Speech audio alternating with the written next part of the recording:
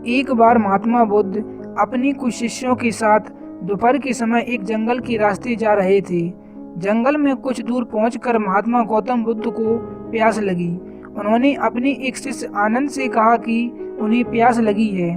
उस जगह से 1 मील पीछे एक नदी है जो उन्होंने आते समय देखी थी। आनंद को उन्होंने वहीं जाकर पानी लाने को कहा। 1 मील की दूरी तय करके आनंद जब उस नदी के पास पहुंचा तो देखता है कि उस नदी का पानी गंदा था। शायद उस नदी को किसी बड़े दल ने सवारी सहित पार किया था। जब आनंद ने देखा कि पानी साफ नहीं है और इसे ले जाना उचित नहीं है तो वह वापस वहीं आ गया जहां गौतम बुद्ध उसका इंतजार कर रहे थे।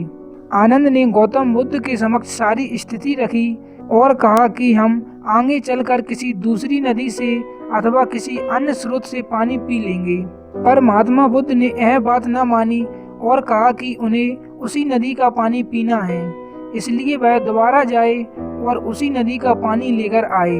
आनंद इस बात से बहुत हैरान हुआ कि महात्मा बुद्ध को उसी नदी का पानी क्यों पीना है, लेकिन महात्मा बुद्ध के आगे वह कोई प्रश्न नहीं उठा सकता था।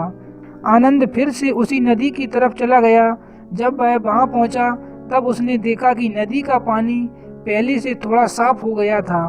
धूल के साथ नीचे से उठे पत्ते, कीचड़ और कई चीजें धीरे धीरे नीचे बैठ रही थीं। बाकी की गंदगी को पीछे से आने वाला पानी अपने साथ बहा कर ले जा रहा था। आनंद सब धीरे धीरे देख रहा था। वह वहां कुछ देर बैठा।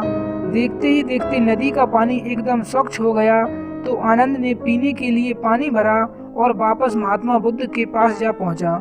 पानी लेकर पहुंचने पर सब ने पानी पिया। तब महात्मा बुद्ध ने आनंद से कहा, तुम तो कह रहे थे कि पानी पीने के लायक नहीं है, तो फिर यह पानी इतना स्वच्छ कैसे हो सकता है? भगवान, वह तो पहली बार में गंदा ही था, बाद में साफ हो गया। महात्मा बुद्ध ने कहा, तो तुमने पानी साफ कैसे किया?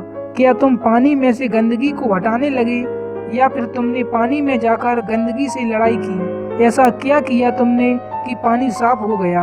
आनंद बोला, भगवान, आप क्या मजाक कर रहे हैं? मैंने ऐसा कुछ भी नहीं किया। जब मैं दोबारा गया तो पानी थोड़ा साफ हो चुका था। कुछ क्षण बैठकर प्रतीक्षा की, उसके बाद पानी एकदम स्वच्छ हो गया। गौतम बुद्ध ने कहा, यही तुम्हारी शिक्षा है आनंद, इसे ग्रहण करो।